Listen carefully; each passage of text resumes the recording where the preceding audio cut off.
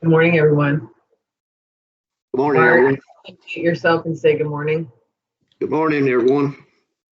Okay, so I Good think morning. Bart knows us. Oh, look at Bart. Bart, you look so cute. We're going to be talking today about one of our favorite subjects. We're going to be talking about elevation certificates. So I'm going to share my screen. We're going to talk about elevation certificates, how they should be completed. Bart's going to give some of his perspective from a surveyor standpoint. We have some slides where he talked about at the Tennessee Association of Professional Surveyors. He talked about determining a base flood elevation with a flood insurance study profile. He did a wonderful job on that, so I added some of those slides, Bart. And so Bart and I, we kind of have a dog and pony show that we that we've done in Tennessee, we've done in Georgia, we're going to be doing in Arkansas in the fall. So this is a hot topic that we've been asked many times to do trainings on. It's something probably is the most requested subject matter that I get on a yearly basis. So we're going to kind of go through it. If you have questions, put it in the chat box. Bart, if you want to add in when I'm talking, just interrupt or Okay. whatever. So we're just going to go through it. If you have additional questions after this and maybe you don't feel comfortable asking in front of everyone, you can always email me. You can email Bart, email Joseph, and we'll get an answer to you. So with that, we're going to get started.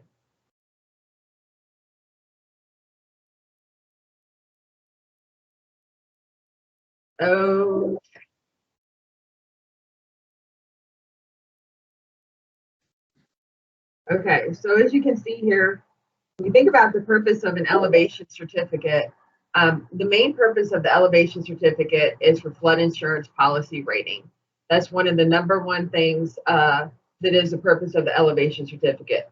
So if I'm purchasing a piece of property and I'm constructing a building residential to live in, if I have a federally backed mortgage, I'm required to have flood insurance. So in order for an agent to rate a policy, he or she is going to be requesting of me an elevation certificate. It also verifies regulatory compliance to make sure that the standards that my local flood damage prevention ordinance or resolution, whatever standards we have for freeboard as far as elevating the finished floor above the base flood elevation or the highest adjacent grade for zone A, this document can verify that the structure meets the regulatory compliance within the community. It also supports letters of map change, whether I want to get a letter of map amendment because my structure is naturally higher, the natural grade is higher than the base flood elevation, or if I bring in fill to a lot and I elevate my building pad above the base flood elevation. It is required for community rating system. Participating communities, they have to have 90% or better accuracy on elevation certificates. So those are the main purposes. Again, data collected on the form is for a single structure only. If you have a large subdivision and you have a surveyor that gives you an elevation certificate for multiple property addresses, this is incorrect. And it's not the lot or other improvements, it's for the structure. And then the community must keep these records in perpetuity. As we've been doing community assistance visits, we will go back and look at the last 5 years of permits. If you don't have them on file, we will ask them to be submitted to us within a certain time frame. And that becomes a little bit dicey. If you had someone maybe that put in an accessory structure 5 years ago and you're trying to go back and ask them to complete one, they get kind of upset about it. So you want to make sure that when you're working with folks and you're having an over-the-counter consultation, that you're really doing it correctly as far as making sure. And so for my surveyors that I've seen on the line, Aaron Sams, I saw you. When I see some of the surveyors, we talked about at the TAPS conference that when you're giving your client a copy of an elevation certificate once it's completed, on the elevation certificate instructions, it also says that you're supposed to give a copy to the local floodplain administrator. So make sure that you give it to your client, make sure you give it to a local floodplain administrator so that they have it on file. We are starting to work with the Strategic Technology Solutions Group, and we're eventually going to have on the Tennessee Property Viewer. Now, this is going to take a long time. We're eventually going to have all the elevation certificates uploaded and scanned so that if you type in a property address, if the elevation certificate is compliant, it will be up and online. So it is important because it's a question that I get regularly from folks. I have realtors, I have people that are buying and selling homes that are asking for an elevation certificate. So again, it's something that does come up quite regularly, and it is an important piece of the floodplain management puzzle. So who must have it? Anyone that's applied for insurance on a building that's in a floodplain, and the construction or substantial improvement of a building after December 31st, 1974, or on or after the initial date of the flood insurance rate map, whichever is later. So it's kind of like having a birthday based upon when you have it, when you think about pre and post firm. So you kind of have pre-firm, those are buildings that were built on or before December 31st, 1974, or before the original firm date. And then post-firm is once the community enters the National Flood Insurance Program. So whenever the community kind of has the birth date of when they decided to participate in the National Flood Insurance Program, any structure, let's say that was built June 1st, 1970 or later would be considered post-firm, and anything built June 1st, 1970 or earlier would be considered pre-firm for a community. So every single community, when you look at the Tennessee community status book from FEMA, has the date of when a community regularly entered the National Flood Insurance Program. So that gives you the date of when your community entered, and any structure after that date is considered post-firm. Any date before that is considered pre-firm. Yeah, that'll be in your FIS also, your flood insurance study. Those dates. Thank you, Bart. So when thinking about determining policy premiums, you can see here on this slide that when they're looking at an elevation certificate in the zone AE, they're going to be looking at the base flood elevation for B9, and then they're going to be looking at it based upon C2A for the top of the bottom floor. And then you have the different elevations in here. And if you look below, some folks don't necessarily understand elevations requirements. They may understand dollars and cents. So you have this graphic below that talks about elevation of the lowest floor above or below the BFE. So this kind of has some insurance rating calculations based upon the value of the structure and how they calculate a flood insurance policy. We're not going to spend a whole lot of time on this, but if you ever have someone that's questioning how much your flood insurance is going to be, they can talk to their insurance agent beforehand and go through scenarios if they have an elevation certificate under construction or before they start. If it's in the zone AE, it's a little bit easier. If it's in the zone A, it takes a little bit more time for someone to try to get rating for that. It makes it kind of difficult. So this is something, again, the higher you are above the base flood elevation or the highest adjacent grade, the more you can save on your flood insurance policy. So if you're a community that's thinking about possibly revising your freeboard requirements in your ordinance, you can always go higher. You never want to go lower. And with the recent flood event, it kind of brings to light that flooding happens everywhere in a community. So with this graphic here, you can see two kind of options about whether or not to have an elevation certificate. There's some people that will complain about having to pay for an elevation certificate, or let's say I'm buying a home and they can't find the elevation certificate. The floodplain administrator doesn't have it, doesn't have good record keeping, doesn't know where it's at. If I don't do anything, my flood insurance rate is going to continue to go up every year because the insurance agent is not going to be able to determine what is full actuarial rate. Whereas if I pay for an elevation certificate, my agent can tell me when I'm going to hit the full actuarial rate. So again, if you don't do anything, it's just going to keep going up, up, up. At least if you get an elevation certificate, you will know what your full actuarial rate is and be able to have that information available to you. And if it's something where if you have a crawl space foundation and you don't have foundation openings, there's certain things you can do to try to mitigate the cost and be proactive about it. So this is one of my favorite slides because a community must review the elevation certificate. So I've been in this job 7 years now. Woohoo! And one of the things that I hear a lot is when a floodplain administrator gets an elevation certificate, they say, I don't want to review it because a surveyor should just know how to do it.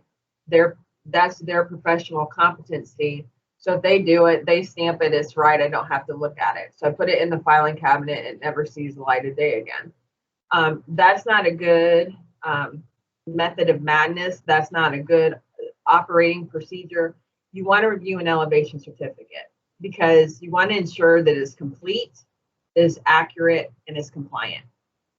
Sometimes people send me elevation certificates. I had one recently where the surveyor did it for a piece of property that the home was going to be demolished and they were going to be building a new one.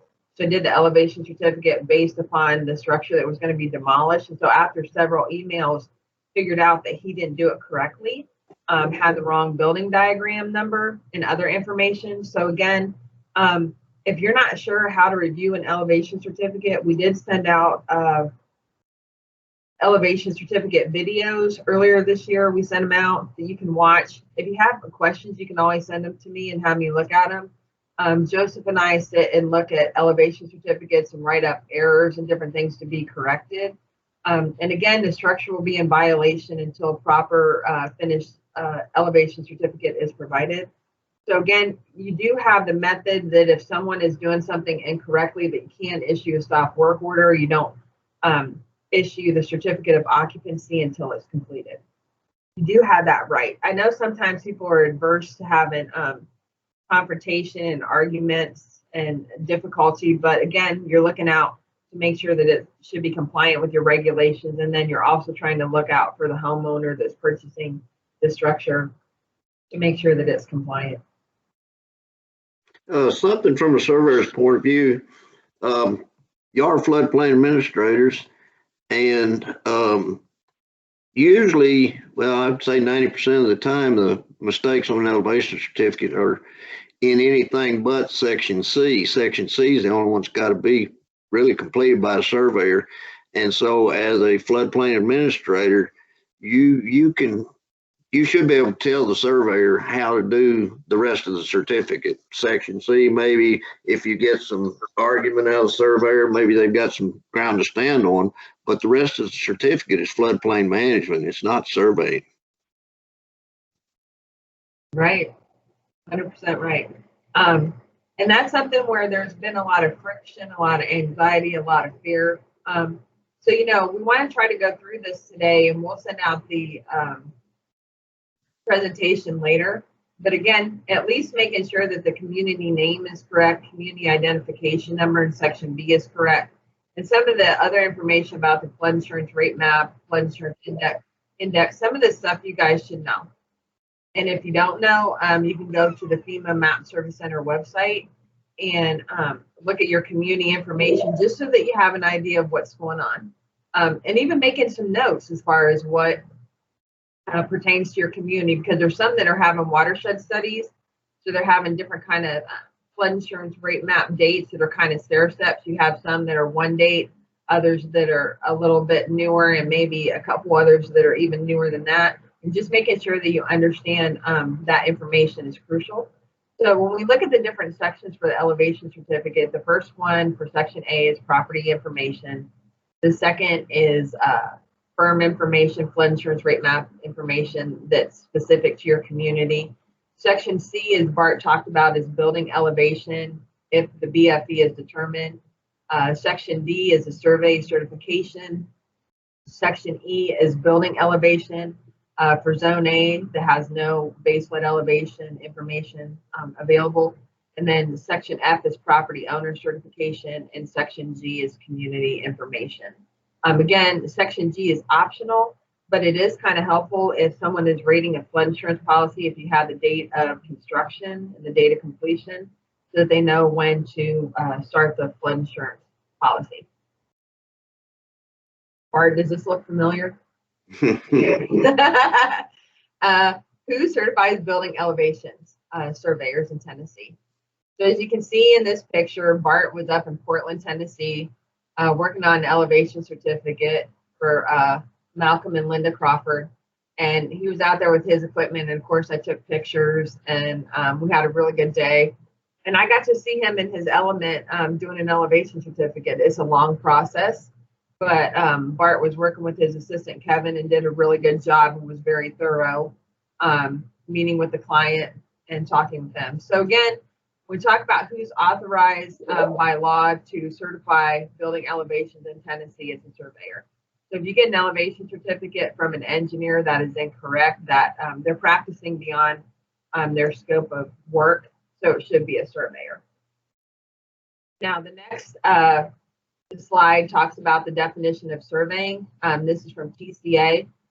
So again, it's from the legislator, it's not a board rule. And it talks about how surveyors are the only ones that can certify elevations. So if you ever have someone that argues this point with you, you can always use this TCA citation as it is law in Tennessee. So another slide that talks about and reaffirms what was done. We had some folks that had a little bit of heartburn about who should do an elevation certificate. So it kind of escalated and we had to go before the engineering board. We had to go to the Department of Commerce and Insurance. So the engineering committee had a webinar and they talked about it. And so the response is elevation certificates are prepared by land surveyors. Their statute provides for this, and this is a standard practice. Anything outside of the elevation certificate, such as drainage analysis, is done by engineers. So if anyone ever still continues to argue with you, we do have this information as well, just to kind of reaffirm that surveyors are the ones that should be completing elevation certificates. And I know sometimes people say, well, Amy, it says on there, it says engineers and architects, but again, it's a standard nationwide form. So they're not going to make one specific for Tennessee or for Kentucky or somewhere else, but it is a nationwide form. So they are going to have everything on there. But again, it's just making sure that we're consistent with state law.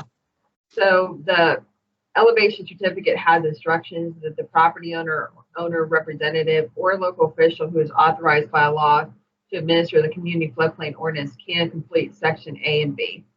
I will put an asterisk with that because a lot of you guys are not well versed in how to look at building diagrams. So even though you may be tempted to try to complete section A and B, there is liability with that.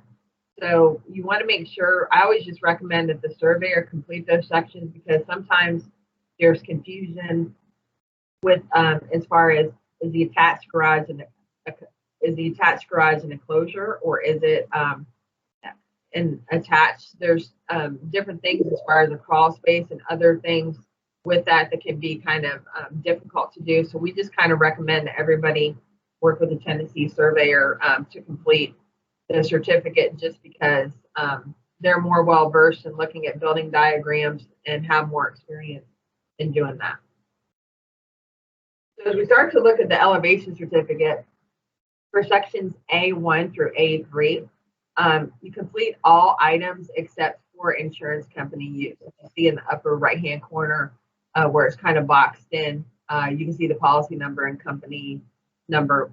You don't have to worry about that, but a surveyor is going to complete the name, the address, city, state, zip, pretty simple, and then having a property description. Again, you want to make sure for the building address that the 911 address of the building location. And then if the address is a rural route, enter the lot and block number, tax parcel number, legal description. Is there anything you want to add, Bart, to that? No, okay. except A3, you don't need to get into a real lengthy legal description. They'll accept the tax parcel number only. Yeah, that's what I've seen pretty much on a lot of them. So the next one is for section A4 through A6. Building use, there's 4 different things that should be added within this: residential, non-residential, addition, or accessory. Sometimes people write weird stuff in this. It's not really that hard. If it's residential, put residential. If it's an addition, put it's an addition. If it's an accessory structure, put it's an accessory structure. For the latitude and longitude for A5, want to make sure that the longitude has a negative in front, so it's in the correct hemisphere, and you have it up to 5 decimal points, as well as a horizontal datum being marked as 1983. You want to make sure that the surveyor attaches at least 2 photographs of the building if the certificate's being used to obtain flood insurance, and then having the building diagram number. So You want to make sure that you have, for the photos, that you have at least the front and the rear of the building. And then if you have foundation openings with flood vents, you do want to take pictures of those as well. And encourage the client not to have shrubs and bushes in front that could impede the flow of water is important. So for the diagrams here, these are the diagrams in the back of the instructions for an elevation certificate. Won't spend a lot of time on these. When we do the Certified Floodplain Surveyor class, we spend a good 3-4 hours talking about these and going through them. But diagram 1A is slab on grade. Diagram 1B is raised slab on grade or a stem wall with fill. Diagram 2A would be what you consider a traditional basement. For my floodplain administrators, having a basement is not a good idea for the National Flood Insurance Program, because the flood insurance policy will be rated at the top of the bottom floor of the basement. So that person will get hammered on flood insurance. So you don't ever want to recommend or allow that in your community. 2B is a walkout basement. Diagram 3 is a split level. They're slab on grade. Diagram 4 is another split level where it has a basement. Diagram 5 is for buildings elevated on piers, posts, piles, columns, or parallel shear walls. This is what you would typically see in Tennessee for a mobile home, with the metal skirting around the bottom would be a diagram 5. Diagram 6 are elevated buildings with a partial enclosure below the elevated floor. So keep in mind, if you think about, let's say you're building a river, or you buy a river lot along the Tennessee River and you want to have a house there as your vacation home, and you have an elevated building, that enclosure for NFIP insurance purposes should be 200 square feet or less. The problem that happens is, let's say that I have a lawnmower and I have a grill. I don't know, let's say I have a four-wheeler, and then all of a sudden I get more stuff, and then eventually that enclosure encloses around the whole bottom of that structure, then that becomes non-compliant. So there are issues with that. But again, you can't have that for diagram 6. Diagram 7 are buildings elevated on full-story foundation walls with partial or fully enclosed areas below the elevated floor. Diagram 8 is what you consider to be probably the most frequent here in Tennessee, is crawl space foundations. Again, with a crawl space, you want to make sure that you have foundation openings, and we'll get into that here in a moment. And then diagram 9 could be a subgrade crawl space. But keep in mind, if the crawl space has the higher floor is more than 5 feet, or if the crawl space floor is more than 2 feet below the lowest adjacent grade on all sides, you're going to use diagram 2A or 2B. So again, looking at your elevation certificate and looking at some of the information on there can help you realize if it's a correct diagram or not. So for sections 8A and 8.9, these are for buildings with a crawl space or enclosure, and you're going to put the square footage of the crawl space there. You're also going to want to put information on the number of permanent flood openings in the crawl space or enclosure that are within 1 foot above adjacent grade. So that can be either interior or exterior of the crawl space. The surveyor is going to want to put that information in the comment section. And as we talk about a lot, the comment section is your best friend, because if I'm looking at it, or if a floodplain administrator is looking at it, the surveyor should put information in there so it's pretty clear what's going on. And then you're going to put the total net area of flood opening in A8B, the square inches. So if you have a 1,500 square foot home, you're going to have 1,500 square inches, and then mark on A8B whether or not it's engineered flood openings. So as it talks about below, that if you have a fully enclosed area below the lowest floor, should be designed to automatically equalize hydrostatic flood forces on the walls by allowing the entry and exit of floodwaters. So again, we try to recommend for folks just to go get engineered flood openings, foundation openings, so that it's just easier, because there's that certification piece. That documentation will tell you for the flood vent, the foundation opening, how large that area covers, whether it's 200 square feet or 250 square feet. And that kind of helps the surveyor put that information in there, because if you don't have something that's engineered, the surveyor has to try to determine the amount of opening versus the closed area, and I'm sure you guys probably want to pull your hair out when you do that. So again, it has to meet or exceed the openings. So if you have 1,500 square feet, you should have 1,500 square inches. If you have anything less than that, that is not compliant. So you have to ask the person to install additional vents, which can be problematic and people can get upset about. But it makes a heck of a difference on their insurance premiums. Right. So again, it's kind of where this elevation certificate and insurance premium and rating is so important. So again, calculating the total net area of all openings in square inches, and then you're going to exclude bars, louvers, and other coverings. And if it can't be calculated, provide the size of the flood openings without consideration of any covers, and indicate in the comment area the type of cover that exists in the flood openings. So again, if it is engineer flood openings, you're going to attach the certification. And if it isn't, if there isn't any kind of flood openings, you're just going to put 0 in items A, B through C. We did have a webinar a couple months ago on FEMA Technical Bulletin 1 and openings that Paul Abrams did. If you want to have that, we have that on the TN AFPM website. So again, when you have a crawl space, when you have a fully enclosed area below the lowest floor, has to be designed to allow for the hydrostatic flood forces for the entry and exit of flood waters. One thing that we want to say, for permanent openings in a wall that allows free passage of water in both directions automatically without human intervention. Sometimes we get questions about whether or not a door, a garage door, a regular door, that is not considered an opening, because again, you have to have human intervention. Now, some of y'all may be giggling and think that's funny, but we still get questions about that from time to time. So we always put that in here, just a reminder. So minimum requirements for foundation openings, you have to have a minimum of 2 openings on different sides of each of the enclosed area. The total net area of all openings must be at least 1 square inch for 1 square foot of the enclosed area. So again, if you think about being identical, whatever square footage you have, that's the number of square inches you should have. And then the bottom of all required openings shall be no higher than 1 foot above the adjacent grade of each opening.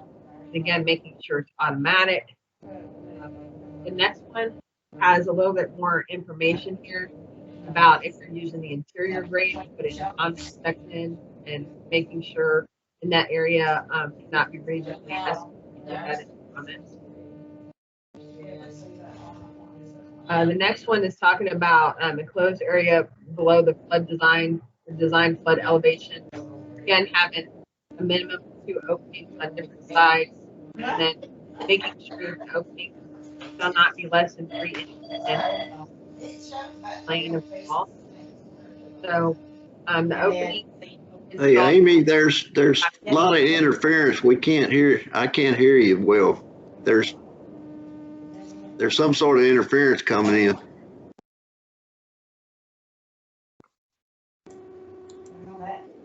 That's probably it. Oh, yeah, that's the shop.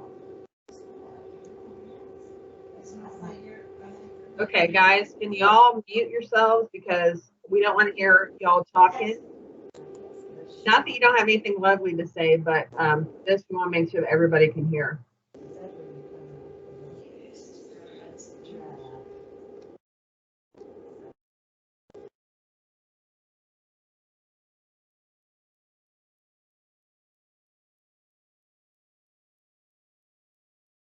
You think this one has much net area?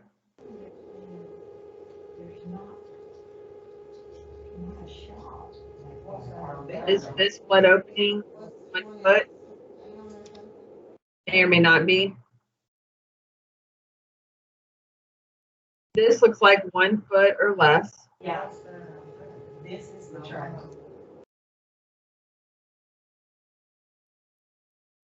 Looks like 1 foot or less. As we talked about before, you can install in a door. So this is compliant, and as you notice, the vents that go along the grade of the house, so it will change a little bit based upon the slope of the structure. Is this compliant? No, because it doesn't allow for the automatic entry and exit of floodwater. So again, it's important when you're going out to look at a structure to make sure that the flood vents are compliant. As we talked about before, this is a FEMA technical bulletin 1 about openings and foundation walls and walls and enclosures. So as we look here for engineered openings and vents, this has the engineering certification that goes with the vent that you want to have attached with the elevation certificate. And then making sure that the surveyor stamps and seals that it's engineered, there's a certification with it. Again, for section A9, talking about a building with an attached garage. If it is attached to the building, you're going to want to have information on there about the square footage of the attached garage, number of permanent flood openings in the attached garage within 1 foot above adjacent grade, the total net flood openings, and whether or not they're engineered. Can I throw something in here, Amy? Amy, this is Bart. Can I throw something in here? Yes. Yeah, a normal vent fits in an 8-inch by 16-inch opening, which is a concrete block, a cement block, and that's 128 square inches. If there's no louvers or anything like that, if it's just a block opening, that's 128 square inches. But an engineered opening, they'll get up to as much as 250 feet of floor area, and it's only 128 square inches. So that's why you need that documentation on the engineered vents. Yes.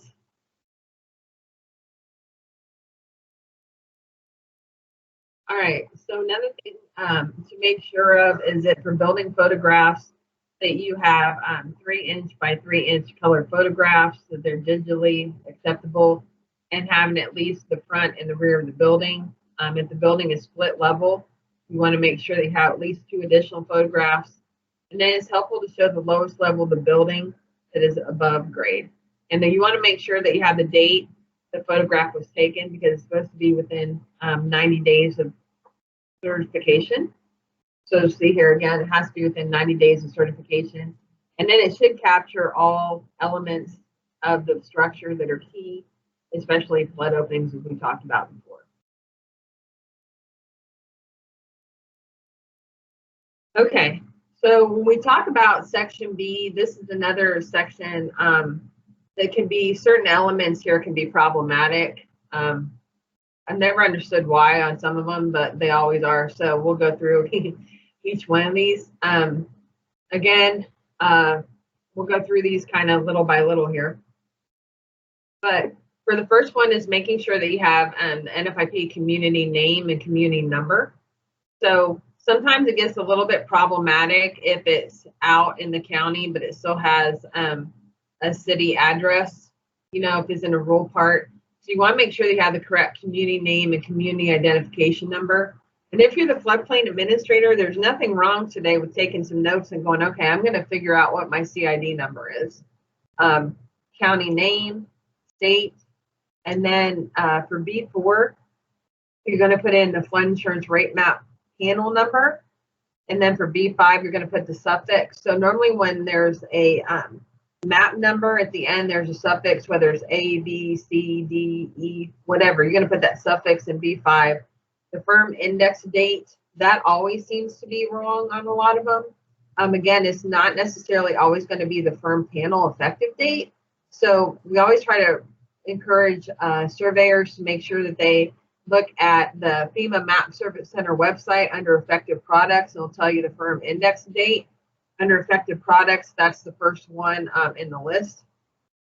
Identifying the flood zone in B8, and then the base flood elevation. We'll talk more about B9 and B10, and then talking about the elevation datum for B11. And then because we're not a coastal state, you're always going to mark no for B12. So again, you're going to complete the elevation certificate on the basis of the flood insurance rate map in effect at the time of certification. Additional or preliminary data may be provided in the comment section.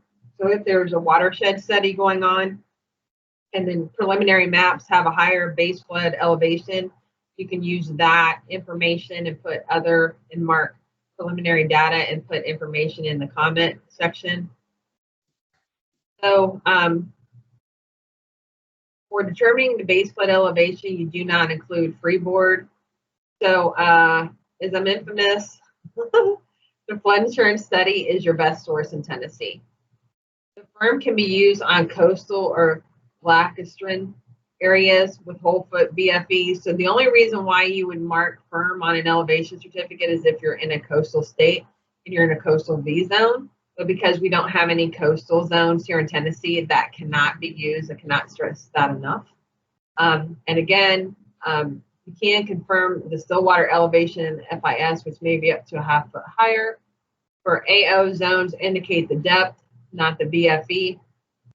And for river profiles, read the 1% annual chance or 100, and we'll go through that here in a little bit. So in zone X, the BFE is NA.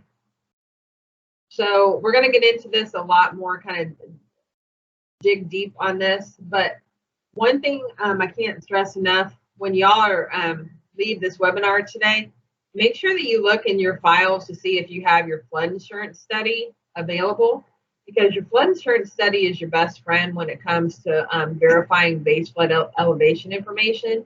If a surveyor gives you an elevation certificate and it's in between certain cross sections, you can look to see, is a number that's listed on this certificate reasonable? Does it seem accurate? So on the left-hand side, you can see the older version of the flood insurance study that has a picture of a boat and folks getting rescued from a flood. And then on the right-hand side, FEMA has revised how they issue flood insurance studies. So it's a little more drab, I think. It has the state of Tennessee, and then it would have the county highlighted in black and has information there. So if you do not have either one of these in your file, you can go to the FEMA Map Service Center website and download them. It can come out as a PDF, but make sure that you have these available. It's really important. It has good information, especially for some of y'all that are new to a community and you're the floodplain administrator. It does have historical information on flooding occurrence, and it does have information on how the engineering analysis was done and what data was used for that. So we talked about before, when you're looking between different cross sections, I want to make this really bold. If you're looking in between, let's say, Calf Killer River, and you're looking in between A and B, if you look under the regulatory column here, you see the 1% annual chance flood water surface elevation. And so if you're trying to determine if the surveyor gave you the right base flood elevation and it's in between cross section A and cross section B, if it's within the 851 to 854 range, they did it correctly. But the first column that you're going to look at is this regulatory. So I want to make it loud and proud so that when you guys are looking at this again and you have questions and you're wondering if it's done correctly, this is a column that you should be looking at. You'll see 3 additional columns to the right of this, and this has to do with an engineering analysis for a floodway encroachment. You don't have to worry about that unless you're an engineer. So, but just for looking at the base flood elevation information, the only column that you're going to be looking at is the regulatory. Now, this is another one. Some of you guys have never ever looked at a flood insurance study profile. And just for sake of time, because I know we've still got a lot more to cover, this kind of has information as far as what the different elements are on the profile. You can see at the very bottom, there's little diamonds. Those are the cross-section labels. So you can see, let's say it's AB or AC. The next one up is a stream bed. And you can tell it's a stream bed with the little kind of like carrots or the little triangles that show the bottom of the stream bed, that elevation. And then there's an engineering analysis that are done to determine the 10% annual chance of flood, the 50-year chance of flood, the 2%, the 1%, the 100-year, and then the 0.2%, which is a 500-year level of flooding. You can also see up above that there's a bridge, and it can show you the top of the bridge versus the bottom of the bridge elevation, and that's for reference. You can also see over on the left-hand side that that's a street name. So there is some information within the flood insurance study profile that'll give you, especially for the surveyor, that'll give them information and location information to kind of help it be easier to determine what that base flood elevation is. So this is what a profile looks like.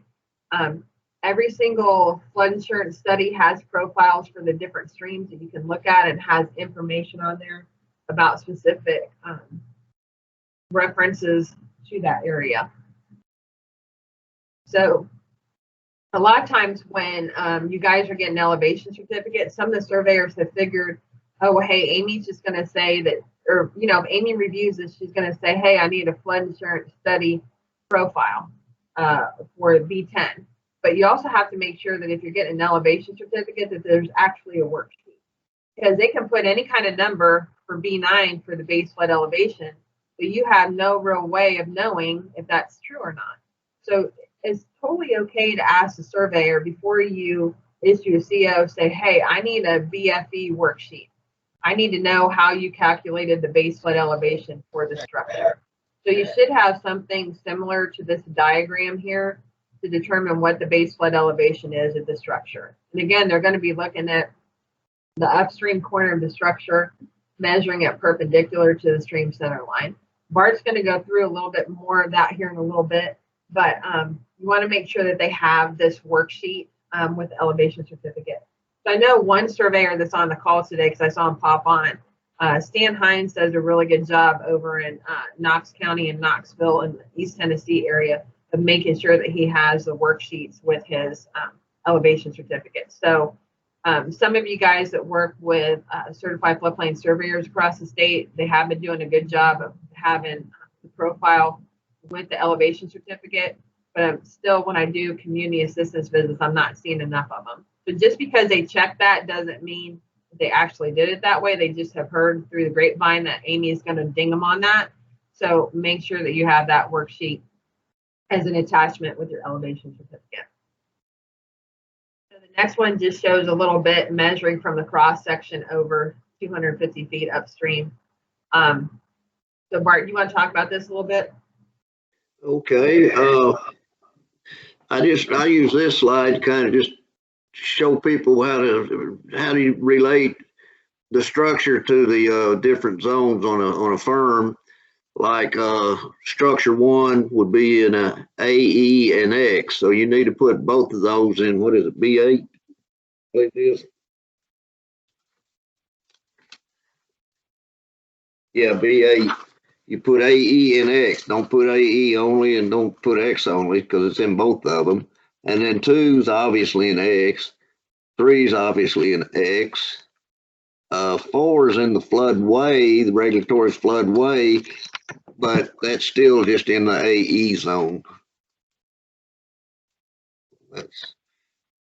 That's about it on that slide, Amy. Okay. Okay, now I show this one. You come perpendicular to the stream, so that structure's on Melrose Drive in the extreme right of the firm panel. So if I think the next slide shows it going perpendicular to the structure.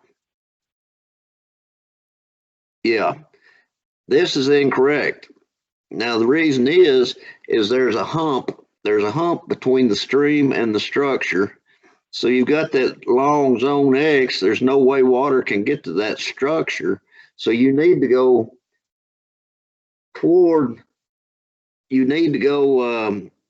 the upper left along that hump, that lighter X, until you get to the end of it when it meets the AE zone. And that's where you strike your line perpendicular, because water cannot get to that structure until it's gone downstream, and it pools, it backs up into area that's on the other side of that hump, and that's where the BFE is determined.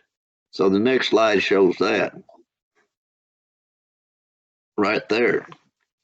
So that's where the water surface would affect that structure because of that hump.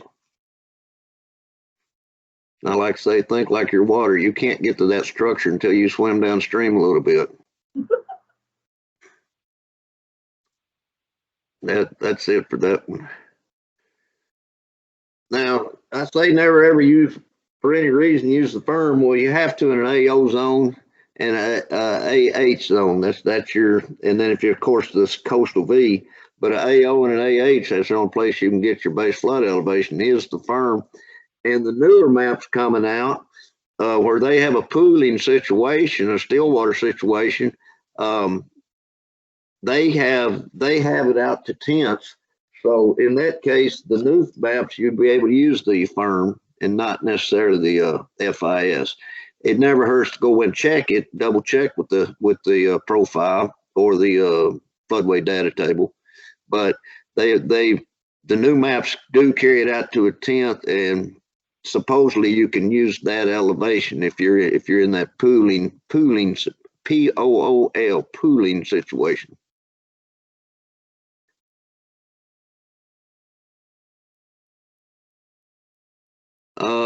Yeah, this is going to show the danger of using the firm. This is an area called Soddy Daisy, Tennessee, and way back in the 70s, I guess it was, TVA did some really detailed studies, and they did a tremendous amount of cross sections that don't show up on the firm. And I'll show you what we'll have a slide here that shows you what happens. But when you use cross section B and C, or not cross section, when you use the 705 that's labeled in red and the 715 squiggly lines, which are all you have on the firm, you've not consulted your profile, you're just using the firm only. And when you interpolate between the squiggly lines, you end up with a base flood elevation of 707.9 on the upstream side of that structure. Now, I think the next one's the profile. Yeah, when you use the profile, see that big hump that's in between? That doesn't show up on the firm. It shows up on the profile. So instead of 707, it's 710. So that was rated 3 foot difference. The elevation certificate is 3 foot lower than the true base flood elevation. That's why we don't want to use the 2.7 feet lower. That's why we don't want to use the firms. You can go ahead. Elevations are rounded to the nearest foot. They'll only be used for insurance purposes. The elevations on the firm, and surveyors get real meticulous with the way they're going to prepare their elevations on that site, but they use the firm and they've got a 1/10 possible error in there, even though they're being real exact and precise with their measurements. So when you use the firm, you're introducing the error into your elevation certificate.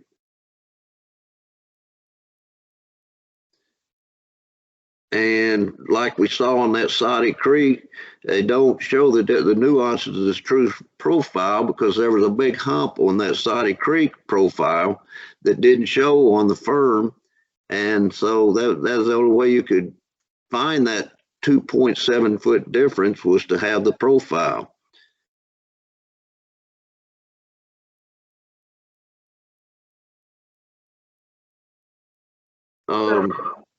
The instructions say you can use the profile, the floodway data table, or the firm panel, but it's using the appropriate. That's the key word here. Use the appropriate flood insurance study profile, floodway data table, or firm. So it's not appropriate in this area to use the firm unless you're in the AO or AH.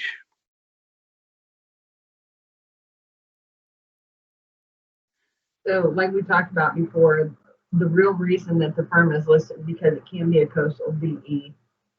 AO or AH zone, like Bart said. So the next set of elevation instructions should clarify this issue, and then never use it to calculate the BFE. Okay, never. Sometimes we have arguments with surveyors that'll say, "Oh, you're not right." And as you can see here, it does say on the notes to users that users should be aware the base flood elevations shown on the firm represent rounded whole foot elevation.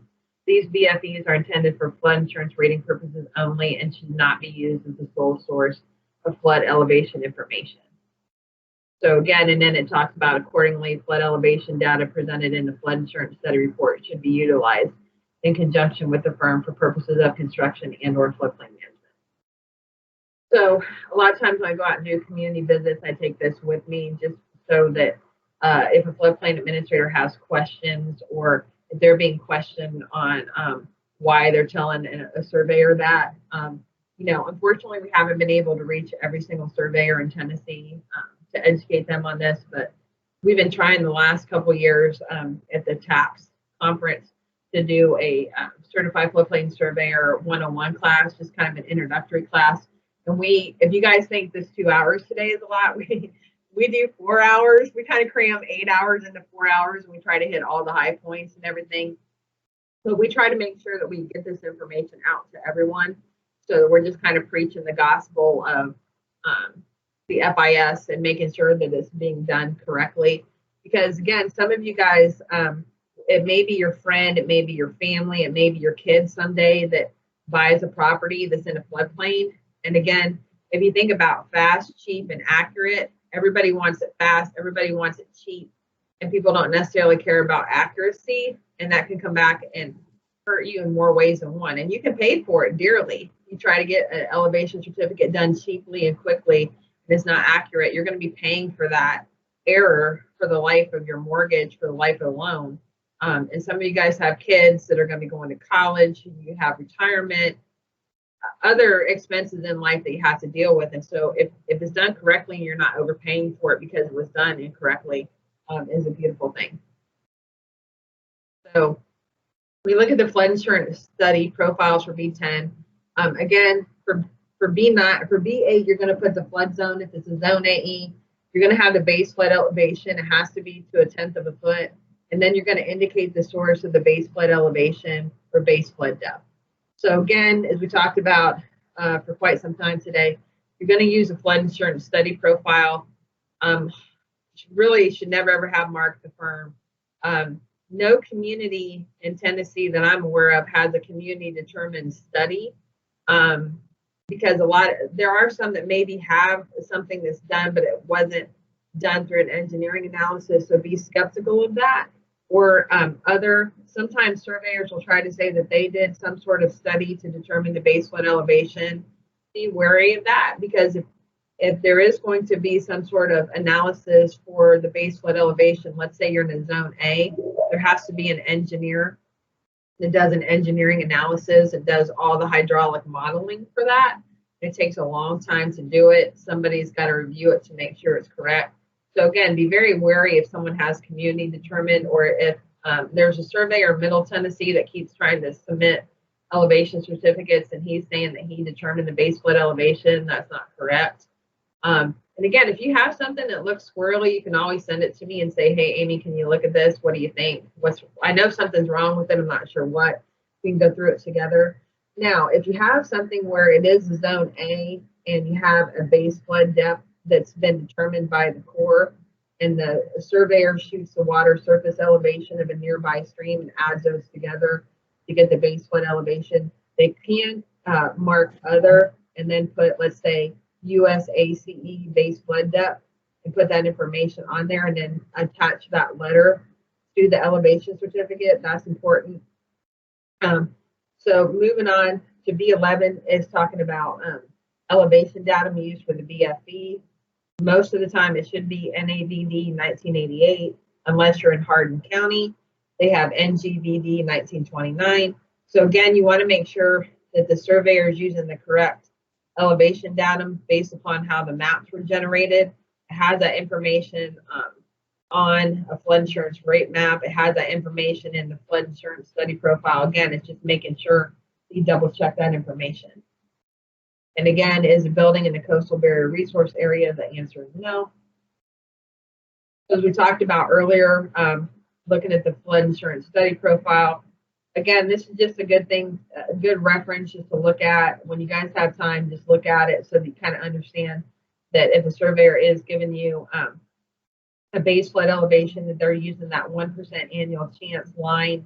They're not using the top line unless, let's say, you're Knox County or Knoxville, that they have a 1 foot freeboard above the 0.2% annual chance. If you are a floodplain administrator, can't stress this enough, y'all have local regulations that you need to read and understand what the standards are, especially if you're brand new. One of the worst things that I hear that kind of disheartens me a little bit is people say they've never sat down and read their regulations. If you're an enforcement official, whether you're a building inspector, whether you're a planner, whether you're a floodplain administrator, whatever you do for your community, if you're working on floodplain management, you should take the time to sit down and read the regulations. Because a lot of times people will argue with a floodplain administrator, and the floodplain administrator doesn't know what's going on, and then it comes to me and it's obvious that they haven't ever read it or understood what they're supposed to be doing.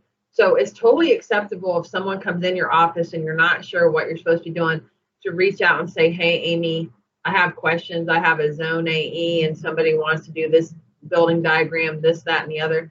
And just say, can we just work together and kind of come up with a method of madness for what we need to do? Because I have one floodplain administrator on here from East Tennessee that whenever he has a question, he always emails me and says, Amy, I think I need to do A, B, C, and D. And so we kind of go through some of the different development proposals to make sure that everything is being done correctly. So there's no shame in asking for help. So if you do have something that's come across your desk and you're not sure, please ask. I would rather you ask me at the beginning than to wait till it's to a point where it's really hard and really far and really difficult to try to correct. So make sure that you ask questions when you have those. Be more than happy to help. So again, as Bart was talking about before, the scales are never given in an obvious way, such as a highway or sewer profiles. So I think these next couple ones are, Bart, are for you. Okay. Yeah. I'm not sure how many like highway profiles y'all have ever looked at, but always it's got big in big letters on the page. It says a vertical scale is 1 inch equals 10, horizontal scale is 1 inch equals 100. It's obvious.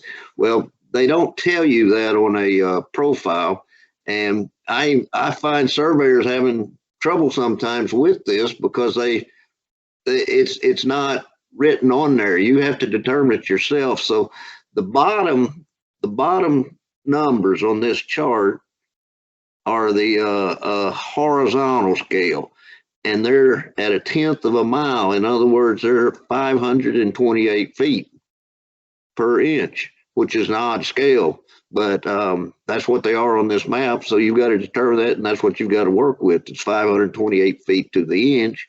And the vertical scales on the left side, the up and down, and those are a foot every an inch to 10 feet. So they're all different. You've got to determine it. You got to determine it on every profile that you look at. Let's look at the next one. It's a real odd one.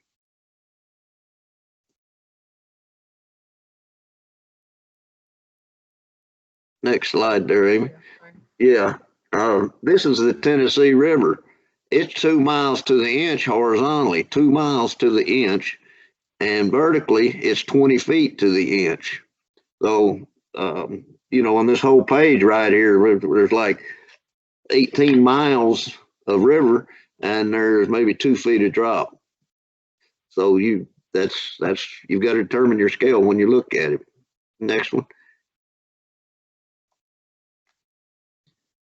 I don't know how good you can see this, but you've got cross sections E and F, which are highlighted in the yellow, and the structures to the left of the stream. And so what I do every time is I measure, I scale on the map. You can do it digitally or you can do it just manually with the scale. I'll scale the difference between those two cross sections, and then I'll compare that to the profile distance between E and F and the floodway data table distance between E and F. The next slide there, Amy. So you can see from E going, let's see, we're going upstream, E going upstream, the structure, well, let's see, it's 1,250 feet between E and F. And the structure is at, I think that might be on the next slide.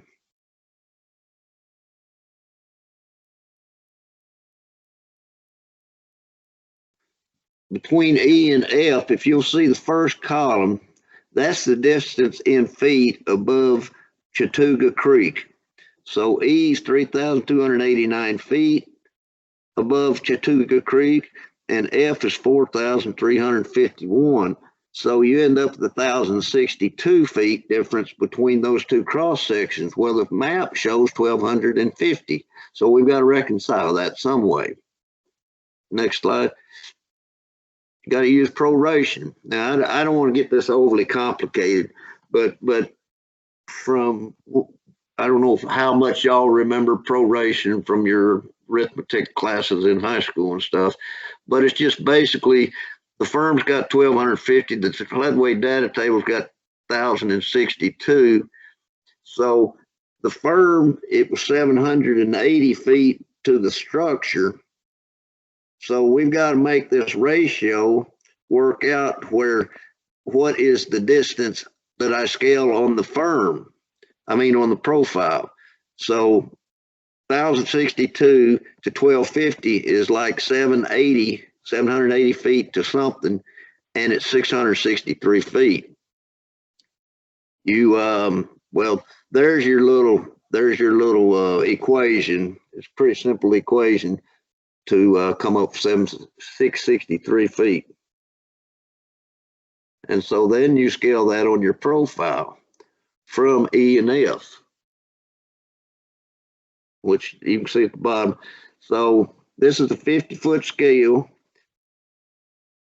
and 1,062. See, you I don't know how familiar you are with scales, but there's see the 50. Well, the next little line, longest line is 100, and then 200, 300, 400, and that 1,000 is 10. And the little lines, there's 1,050 and 1,060. So it scaled pretty well on the profile, the same distance that's given on the floodway data table. So now you got to get your 663, which is the next slide. Right there is 663. And then you have to move up your profile to where the actual profile lines are. So you see the intersection between 663 moving up and down, and then where it struck the 1% chance or 100-year flood, which is always a long dash or long line, 2 dashes, long line, 2 dash, long line, 2 dashes. Every profile you look at in the country, they're the same line type. So the 663 moving up strikes the 1% chance profile line, and then you have to go to the left of the page to figure out vertically what that elevation is. So see how that struck it. Should be one more here that goes to the left of the profile. Well, I forget what it was, but that's when you go to the left, I forget what the base flood elevation was, but it would be to the extreme left of the page. I guess we're missing a slide in here. I apologize. But the next slide shows us a simple way of doing a base flood elevation. We've got up there, see, I got a big red, I got BFE. What's the BFE with my arrow pointing at that structure?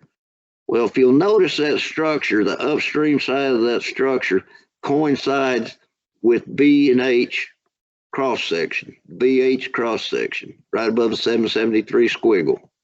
So if you go to your profile or your floodway data table, BH is 773.1, no calculations, nothing. It's already given to you right there. You can, so when you on your B10, you can put other FIS floodway data table, which is perfectly acceptable, and it's really the best. It's the best way, in my opinion, to determine a BFE is if it coincides with the floodway data table. Now, this is just a little story that happened to me. I got one rejected because I used the floodway data table, and the reviewers of FEMA, I was for a Loma, and the reviewers of FEMA, they called me and it turned out I didn't say FIS floodway data table, and they rejected it until I put FIS in front of it. So nitpicky, right? yes, yes. Yeah, never used the firm. Okay, thank you, Bart. That was awesome.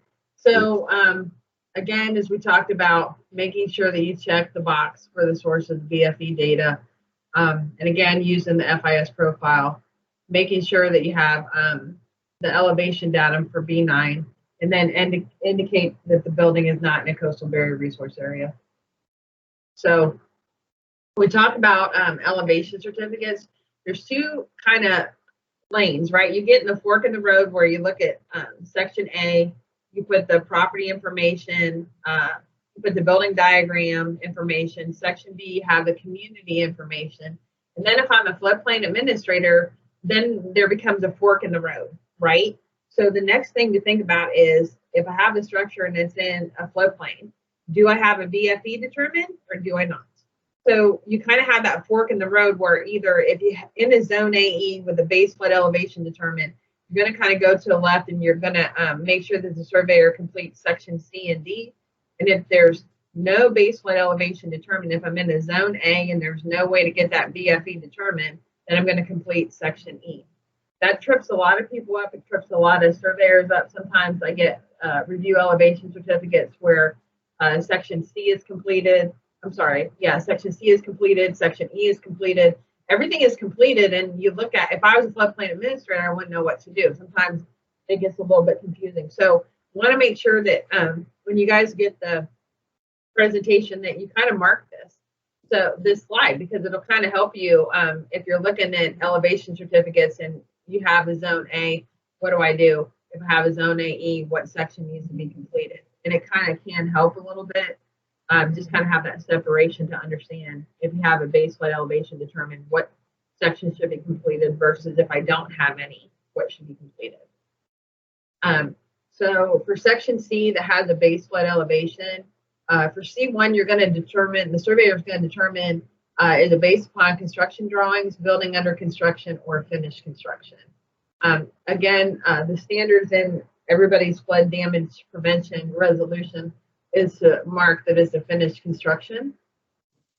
For C2, benchmark utilize, the Surveying Society has a new standard of practice that when someone is giving, or if a surveyor is doing a site plan or an elevation certificate, they have to talk about the field method, procedure, and the navigation system that they're using.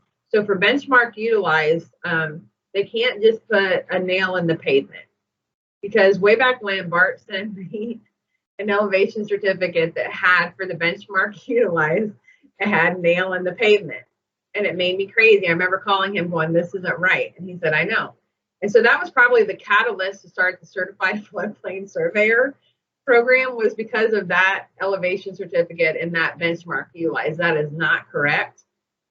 So the surveyor, if they use GPS, or should be GPS dash, if it's a TDOT network, if it's an OPIS solution, if it's a RTK, real-time kinematic, they should have what kind of network they're using. So they should have GPS if they're using the GPS, and then what navigational system they're using. We'll send out after this presentation, there is a standards of practice. So even if a surveyor is giving you a site plan, they have to have that information on there as far as the datum and what network was used when they're stamping and sealing it and all that stuff.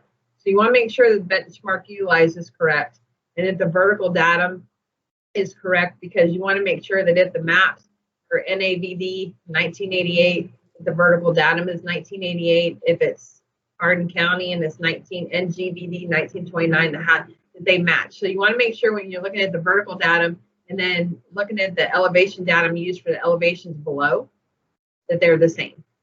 If they're not the same, then there needs to be conversion information in the comment section to so that you know that the surveyor converted it to make sure it was correct. That's important. So then we start going through C2A through H. Now I will say for C2C, it should always be marked NA because we're not in a coastal zone.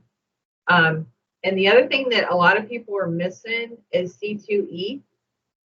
Most buildings have machinery and equipment servicing the building, so there should be an elevation there as well as a description in the comment section below. So the surveyor should be completing these sections. If there isn't an attached garage, you're going to mark NA. You're going to want to make sure you have the lowest adjacent grade, highest adjacent grade. The other one that gets missed a lot is if there's any kind of deck or stairs or structural support for the building.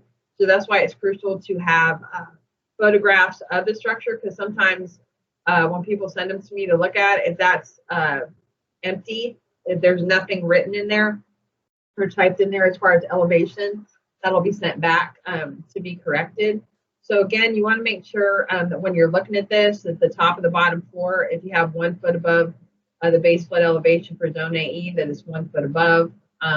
And next higher floor, if there's information for that, the attached garage, machinery and equipment. If the machinery and equipment is not 1 foot above the base flood elevation, that's an issue as well. And just having this elevation information is important. So you want to make sure that it's to 1/10 of a foot, not to 100th. If you get it and it's 100th, ask them to round it to satisfy that requirement.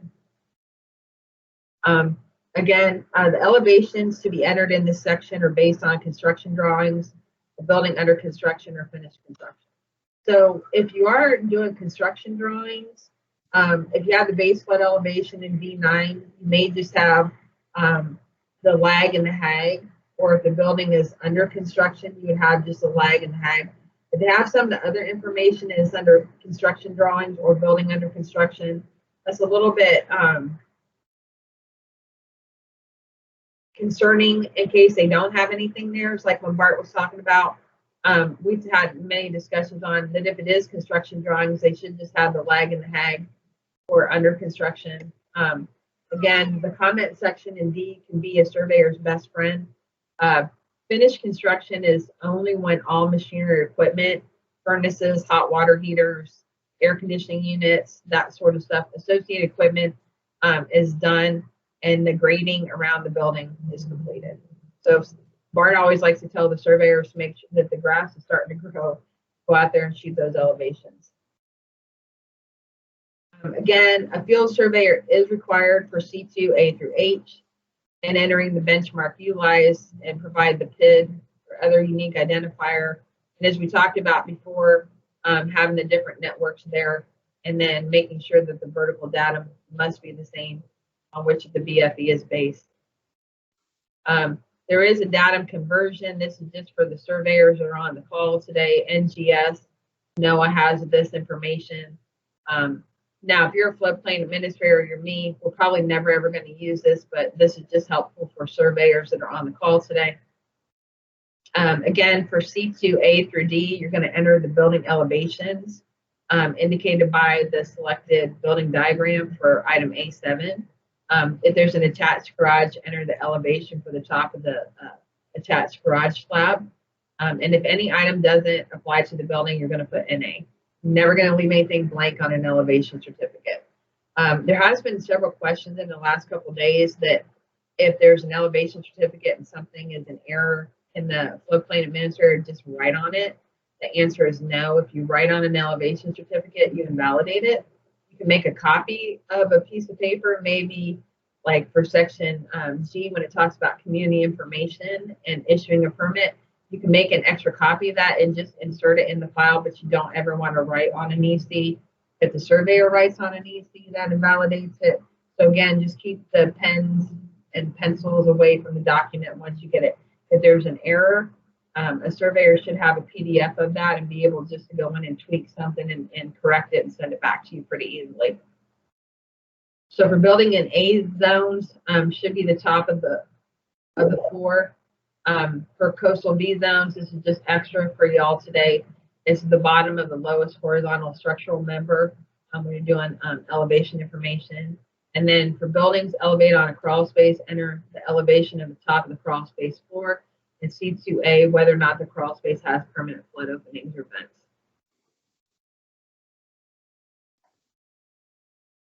So we're talking about the lowest floor. Talking about the lowest floor is measured at the top of the subfloor, slab, or grade for regulatory flood insurance purposes.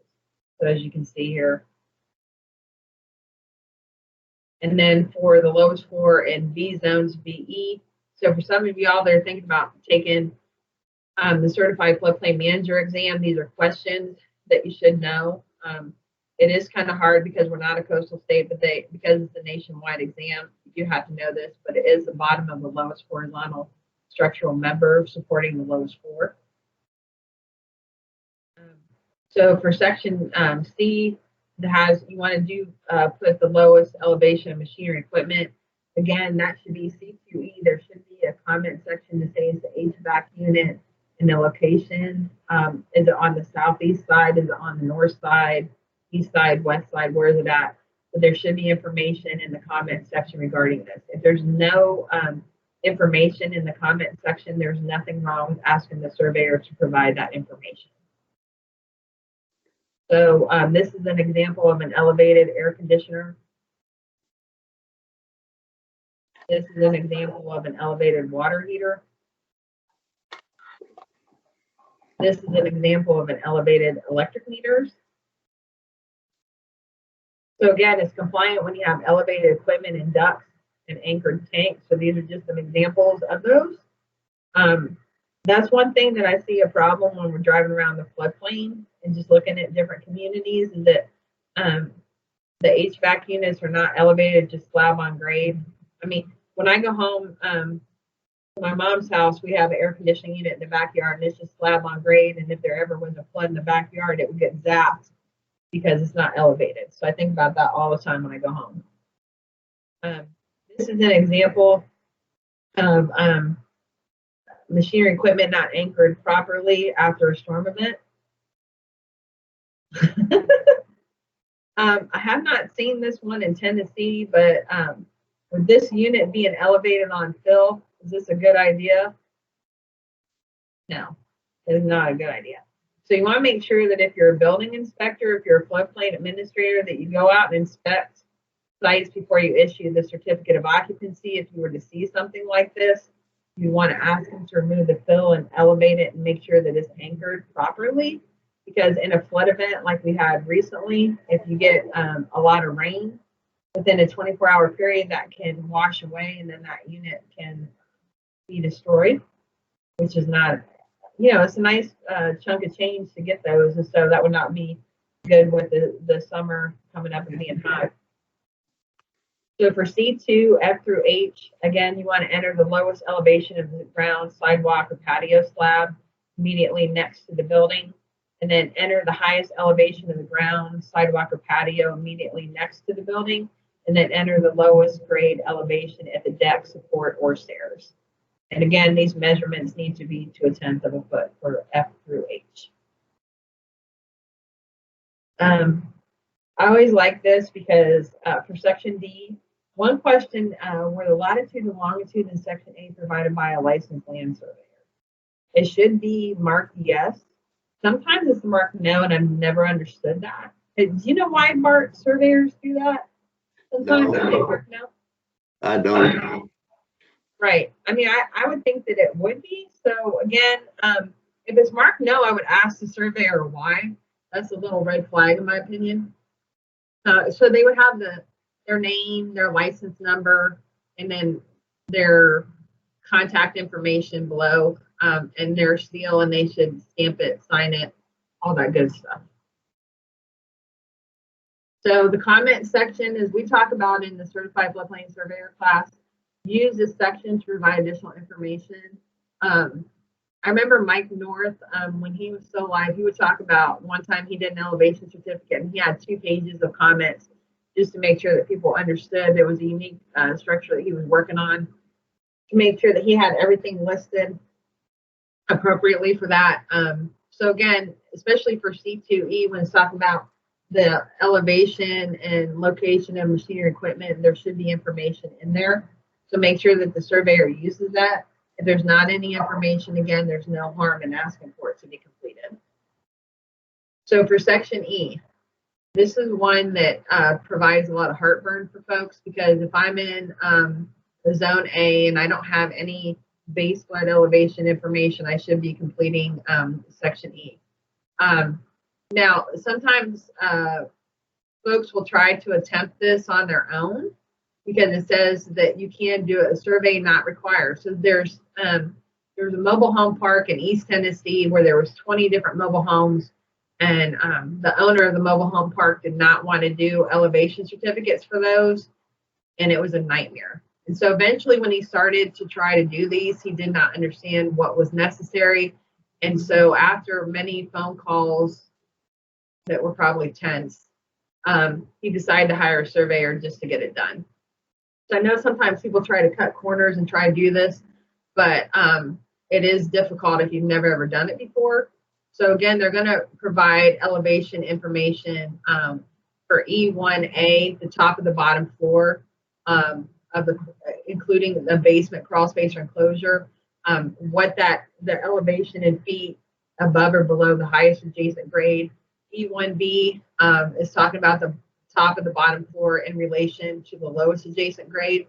And again, when we're looking at requirements, E1A should at least be 3 feet above the highest adjacent grade. For E2, it talks about for building diagrams 6 through 9 have permanent flood openings. There should be information in there about the next higher floor needs to be the elevation should at least be 3 feet above the highest adjacent grade. And then if there's an attached garage, there should be elevation information as far as the top of the platform of the machinery equipment. So again, that should be elevated at least 3 feet above the highest adjacent grade. And then for zone AO, if no flood depth number is available, is the top of the bottom floor elevated in accordance with the community's floodplain management ordinance.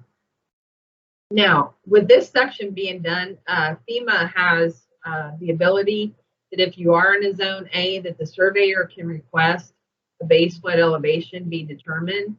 We had a question the other day where there was someone that had a lot that was 17 acres, and the surveyor was trying to get a base flood elevation determined. So I emailed the map information exchange, and they're willing to calculate a base flood elevation just for the structure location. So even though in their guidelines it talks about 50 lots or 5 acres, whichever is less, if you do have a piece of property that, let's say, is over that 5 acre threshold, you can just reach out to the map information exchange and say, hey, I want to get a base flood elevation just for the structure, and they will do that. So the surveyor that I was able to help last week was quite happy with that news. So we will send that information. We have sent that out twice now to floodplain administrators.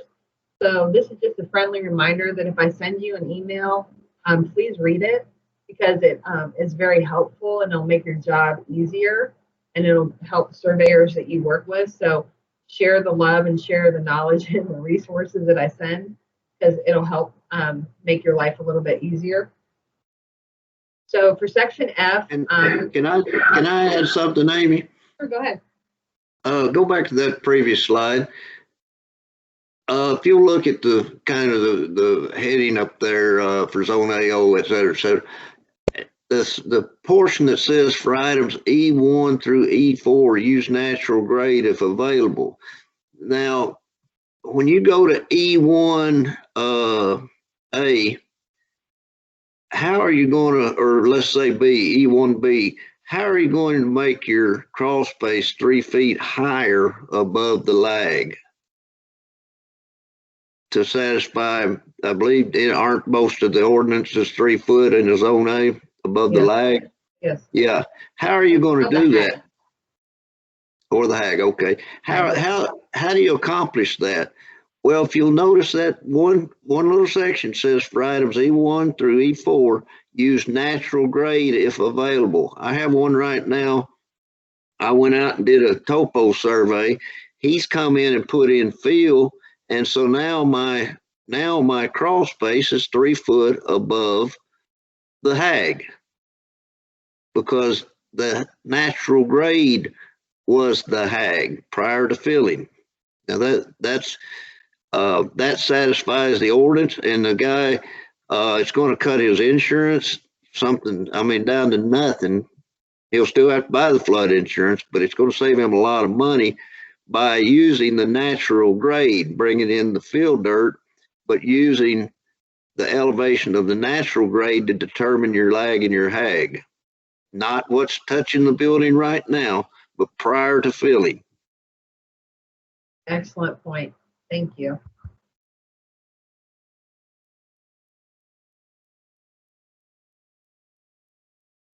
So section F, again, talking about property owner or owner's representative certification. Sometimes this is completed, not always, but every once in a while. Section G doesn't get enough attention, in my opinion. This is a way to kind of look, it is optional, but I feel like sometimes there should be information, especially for G4, G5, and G6, because G1 talks about information in section C was taken from other documentation that's been signed and sealed by a licensed surveyor, and then you're just going to check that, right? And then the following can be provided for community floodplain management purposes. So having G4 for the permit number, what is it, 2021-010? Is it the 10th permit number that you issued this year? If things were to ever get separated from one another, do you have a permit number? Do you know what that is? The date the permit was issued, and then the date of the certificate of occupancy was issued. I have Amanda Von Ullman that came to our TN AMPM conference a couple years ago and did a presentation. She said that if this is left blank, if she gets the elevation certificate before June, she'll rate it in January. If she gets it after June, she'll rate it in July. So sometimes I think it would be nice if this information was done just so that you have record of when the certificate of occupancy was issued. But again, as I talked about earlier, you don't want to write on the elevation certificate. You want to make a copy of this page and just have a separate document in the file. It just talks about the permit number, the date it was issued.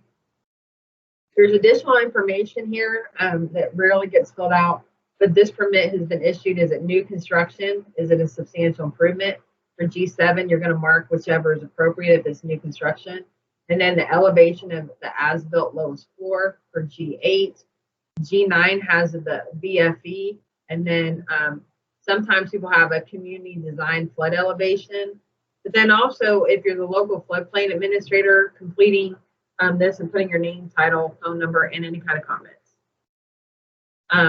I think sometimes it's kind of interesting because sometimes there's communities that do fill this out, and the base flood elevation that was initially discussed at the time the structure is going to be built versus what it ends up to be sometimes can be different. You can catch that. I know you're going to say, Amy, I have a lot to do. I'm one person. If it's something that you're not doing, you may want to consider doing it. If you're a larger staff, let's say you're Metro Nashville. I saw a lot of my friends on the call today. You know, like let's say, for instance, you have a larger staff and you have somebody that's checking elevation certificates. You may just want to have this section completed, copy the page, and just have it as additional information. Photographs, as we've talked about before, you want to have at least 2 color photographs, 3 inches by 3 inches. And then the elevation certificate requires foundation vent photos.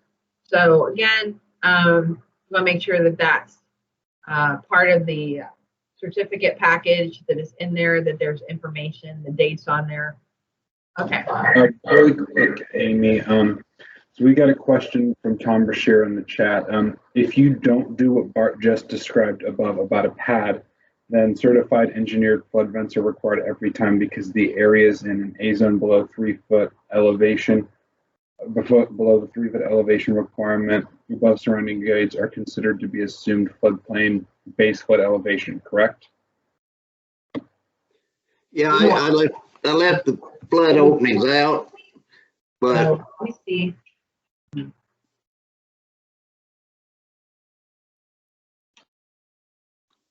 go ahead, Amy.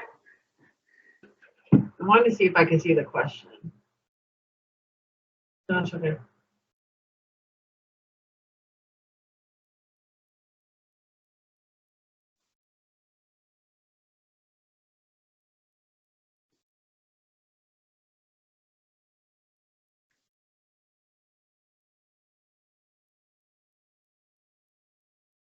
Right, Tom. So you're right. So again, so if you don't do what Bart just described about a pad, then certified hydrostatic or engineered flood vents are required every time because all areas in an A zone below 3 foot elevation requirement above surrounding grades are considered right. Correct. Yes. Yeah, this is Bart again. The project I was talking about, I had him put in the flood vents also, flood openings. And so now his lowest floor is like 6 to 7 feet above the lag. So that's why his insurance ratings are way back. He's got the vents and he's also got the fill. Does that answer your question, Tom? Again, this is just kind of an educational process of trying to educate the surveyors on how to do all this stuff and the floodplain administrators. It's just been a process over time, but a very worthwhile one.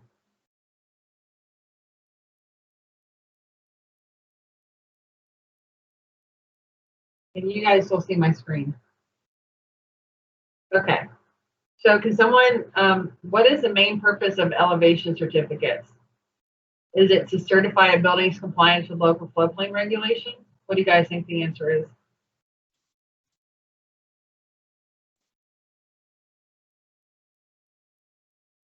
Somebody tell me true or false.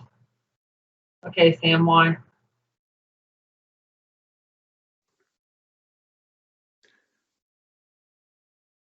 Oh, very good. Okay, correct. So, correct. So it is false. The elevation certificate is mainly used by insurance companies to rate the building for flood insurance purposes.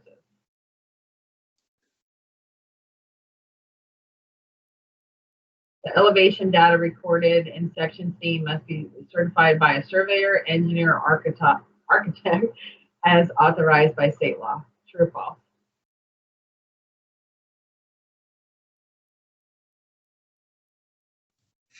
True. Tom Brashear said false. No, it's true. True. So in Tennessee, it must be a surveyor for a building under construction or finished construction. Before accepting an elevation certificate, a community official should carefully review all the data entries to ensure it was filled out correctly. True or false? True. Okay, thank you, Rob Ely. Yes, true. Okay.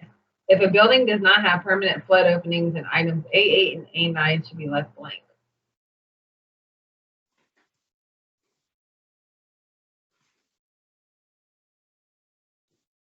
Okay.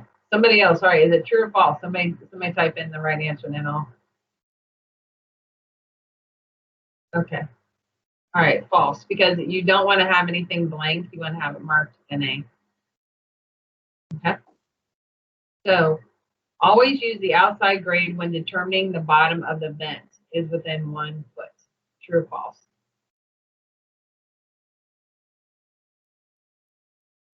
Okay, why David McGinley?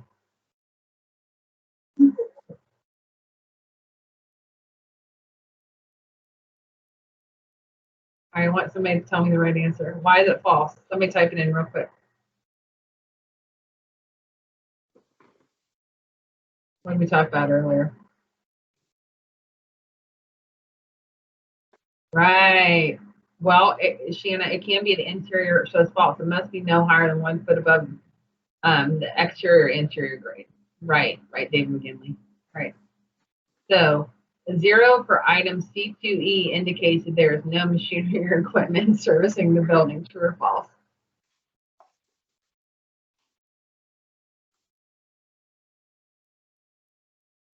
All right, somebody answer me. So if I have C2E and I put a 0 for machinery and equipment servicing the building, is that true or false? Right. Why, Richard?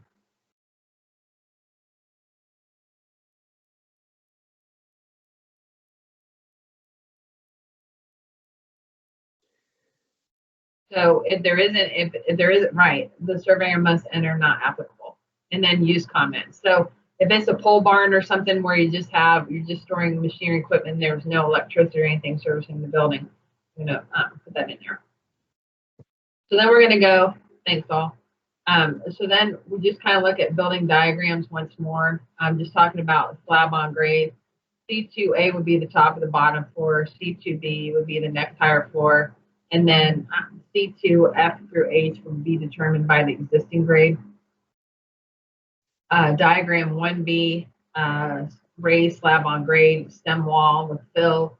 Again, C2A, the top of the bottom floor, the next higher floor. If you guys have ever been to Knoxville and you ever go eat at Champy's, that's a restaurant that kind of has a stem wall with fill. You kind of go up the stairs into the restaurant, but this is an example of a slab on stem wall with fill. Diagram 2A is a structure with a basement. The bottom floor will be C2A, the top of the bottom floor, what you're standing on. So this will kind of remind you, like if you guys came up to Ohio where I live, this is kind of typical of what the house looks like in a sense of having the basement, the windows that are right at grade with the ground, and then there's a basement underneath. So your C2A, top of the bottom floor would be A. Your next higher floor, like the first floor that you'd be walking on would be C2B. And then you have the highest adjacent grade and lowest adjacent grade. Which diagram do you use for sloping sites? This one can kind of be difficult sometimes to understand which one to use. You would use 2B if it's a walkout basement. So the distinguishing feature for this is the bottom floor, the basement or underground garage is below grade level on all sides.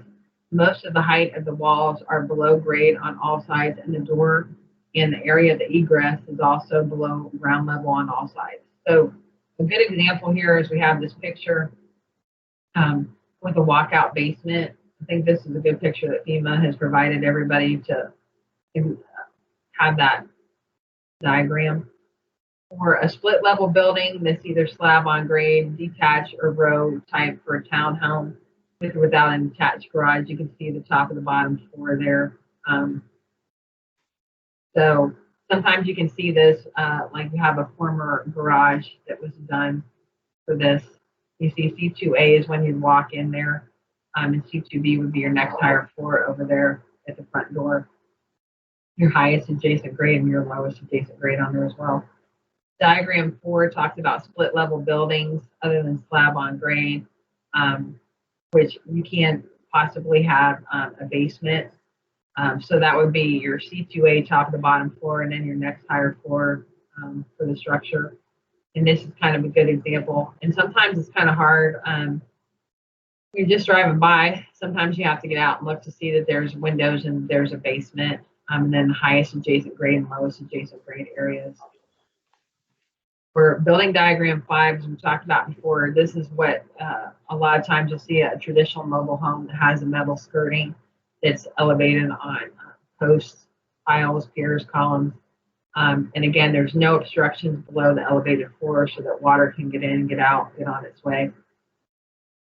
This is kind of another example. If you lived in a coastal area where you have the elevated home, and then you can see C2A, top of the bottom floor. But then if you're in a coastal B zone, you're going to look at the lowest horizontal member for C2C. And then you can see where you have the elevated machinery and equipment in C2E around the side there. And then the next higher floor is up above on C2B. A manufactured home is another example where it's talking about C2A, the top of the bottom floor, lowest horizontal member. I will pause and say that if you did have a manufactured home that's elevated on a pure foundation this high up, it would probably want to have an engineered foundation. There would want to be engineering documentation with that, because that is awful high. Diagram 5, this would be a hanging floor. So as you notice over here on the right-hand side, the floor is not flush with the ground. So that's why it's a diagram 5. Diagram 6 is a building that's elevated on piers, posts, piles, and columns, and has the enclosure. It has to be less than 200 square feet. So sometimes you see in the next picture here, but for C2A, when the surveyor is doing on the top of the bottom floor, they're going to be doing the where the floor is of the enclosure, where that slab is. The next higher floor is going to be where the elevated floor is at. Again, if that enclosure is below the base flood elevation, it would need vents. So like, as you can see here, sometimes you'll have part of it, like let's say that's within 200 square feet, that it becomes non-compliant once they enclose the whole bottom of the structure. Sometimes you may want to have a non-conversion agreement with the homeowner to make sure that they don't decide to be weekend warriors, or just because they get more cars and more stuff that they enclose that all the way around. In coastal B, you have enclosures must be designed with breakaway walls that they have to collapse under wind and water loads without hurting the structure. This is just a little bit of extra talking about B zone elevation, and that you're looking towards the ocean and you look at the 100-year wave crest elevation. And then if it's a coastal B zone, the wave height has to be 3 feet or more. If it's 3 feet or less, it's a coastal A zone. This is just added benefit in case y'all are thinking about taking the Certified Floodplain Manager exam. It's on there. And then you want to make sure you have free of obstruction, that all new construction is substantial improvement to have the space below the lowest floor free of obstructions or constructed with breakaway walls. So as you can see here, there's breakaway walls with this coastal home. And then due to a hurricane or a storm, it was able to break away without really harming the structure. So again, the enclosed space shall not be used for human habitation, but used for parking, access, and storage. Again, this is a transect schematic that talks about coastal B and coastal A zones. One time, my sister and I were watching beachfront properties, and they were talking about, getting a beachfront bargain. And then I was trying to talk to my sister about coastal B zones and coastal A zones, and she looked at me and she said, "You ruined it. Never mind," and flipped the channel. So, you have to think about, work kind of bleeds into all aspects of your life. But if you're ever thinking about getting a beachfront property, you want to make sure that you look and maybe get a home that's in a coastal A zone. You'll pay a little bit less in flood insurance. You'll still be in a high risk zone, but if you're trying to save a little bit of money. Building diagram 7 talks about buildings that are elevated on full story foundation walls. Again, having a walkout level. And as we saw earlier with the flood vents, going with the slope of the grade of the area, making sure it's within 1 foot, either interior or exterior. Again, this is just an example talking about C2A, which is the bottom there, C2B, the next higher floor, highest adjacent grade, lowest adjacent grade, making sure you have the air conditioning unit. And then this is just another example of a building elevated on full story foundation walls. Diagram 8 talks about a crawl space. And again, a distinguishing feature for all zones, the area below the first floor is enclosed by solid or partial perimeter walls. In all A zones, the crawl space with or without openings present in the walls of the crawl space indicate information about crawl space size and openings in section A. So again, you want to have that information for diagram 8 for a crawl space and having the foundation openings. This is just a multi-level building elevated on a crawl space. So you can see we have C2A and then C2B, the next higher floor. I'm making sure that you have vent so that it's rated at the top of the next higher floor. Building diagram 9 can have a subgrade crawl space.